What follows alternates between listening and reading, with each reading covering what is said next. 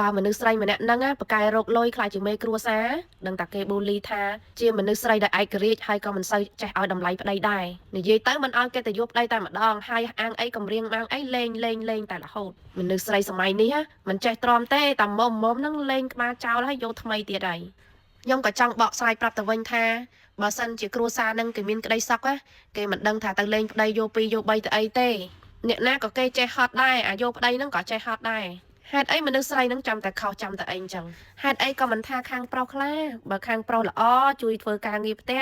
ចាជួយឲ្យតម្លៃប្រពន្ធមិនគិតពួកម៉ាក់ជាធំមិនដើរលេងចោលផ្ទះជួយមើលថែផ្ទះទោះបីជាមិនមានប្រាក់ចំណូលក៏ដោយក៏គេមិនដែលចោលប្តីម្នាក់នឹងដែរបើខាងមនុស្សស្រីនឹងលះបង់អស់ហើយទ្រព្យសម្បត្តិលះបង់អស់ហើយពួកម៉ាក់បនភឿនទាំងអស់ដើម្បីបូជាដើម្បីតែគ្រួសារសំខាន់ណាស់គ្នាខំរកស៊ីព្រឹកល្ងាចឆ្លៀតមានពេលមើលកូនទៀតចាអញ្ចឹងគឺឆ្លៀតគ្រប់បែបគ្រប់យ៉ាងទុកពេលវេលាទាំងអស់ហ្នឹងនៅតាមដើម្បីគ្រួសារទេគ្នាលះបង់សពគ្រប់អស់ហើយហេតុអីមនុស្សស្រីម្នាក់ហ្នឹង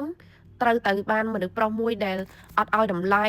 មិនយកចិត្តទុកដាក់ជាពិសេសហ្នឹងគឺគិតពួកម៉ាក់ជាធំហ្នឹងគឺវាអយុត្តិធម៌ខ្លាំងណាស់ចឹងមនុស្សស្រីយើងគឺសម្ពាធច្រើនខ្លាំងមែនទែនសម្ពាធការងារសម្ពាធគ្រួសារហើយគឺសម្ពាធសង្គមខាងក្រៅទៀតចោះចំណែកឲ្យខាងមនុស្សប្រុសវិញគ្រាន់តែបូជាលះបង់អាការសបាយផ្ទាល់ខ្លួននឹងបូជាដើម្បីតែគ្រួសារនឹងធ្វើមិនបានឬក៏មិនមែនអញ្ចឹងវាបានន័យថាវាអត់ស្មើភាពគ្នាអញ្ចឹងហើយបានមនុស្សស្រីគេមុំគេមិនទ្រាំទេ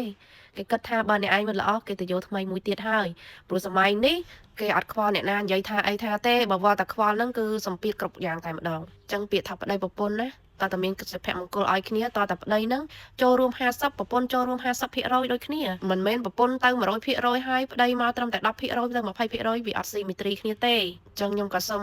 ឲ្យបងបរោះត្រូវគិតឡើងវិញថាបើយើងសុខចិត្ត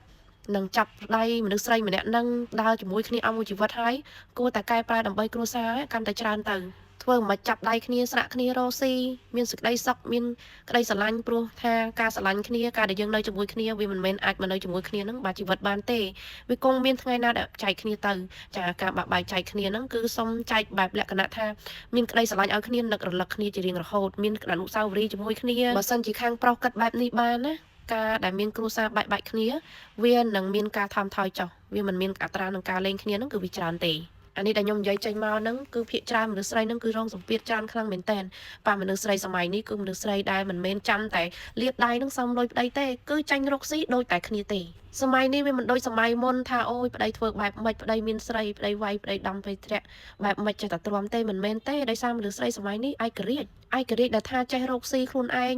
ចាចេះរៀបចំផ្ទះចេះមើលថែរក្សាចាទ្រព្យសម្បត្តិប្តីប្រពន្ធទៀតអញ្ចឹងមនុស្សស្រីដែលកើតមកសម័យនេះគឺអស្ចារ្យខ្លាំងណាស់ហើយក៏មិនមែនថាបងបរោះនឹងក៏អន់ដែរមិនមែនទេបងបរោះនឹងក៏គាត់ល្អដែរប៉ុន្តែចង់ឲ្យគាត់នឹងមានថាលះការលះបង់នឹងវាច្រើនជាងមុនទៀតដើម្បីសុភមង្គលគ្រួសារយើងទាំងអស់គ្នានឹងណាបងប្អូន